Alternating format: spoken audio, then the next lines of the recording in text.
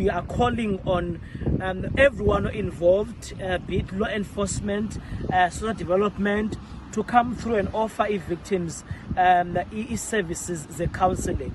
We also want to applaud the 3 men that came forward to report.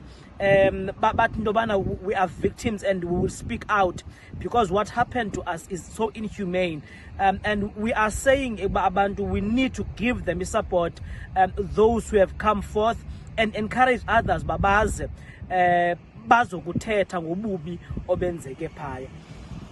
This is so disappointing. Ekubeni amadoda again are at the center of ububi.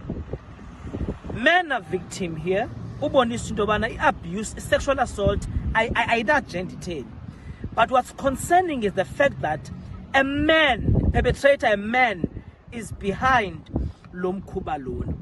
It then validates what we have been calling, saying into yokubana kukho amadoda agulayo in society, amadoda that will find pleasure in assaulting amanye amadoda nabanye abantu. Kuyabonakala into yoba laa nto bebenza aba bantu abayana abaphelanga pha bengaqali pha futhi. They have been doing that. And we are calling on investigation enzima. We are calling on ukubanjwa and justice for the victims. And may also this encourage other men who feel in Dobana for years they've been sodomized, they've been sexually assaulted by other men and by women as well. Baphume bayo reporter, masingabahleki, masibakhuthaze. We also urge as association that the circulation of these videos, it is good because it has rang the bell and raised the alarm on the incident eyenzekileyo.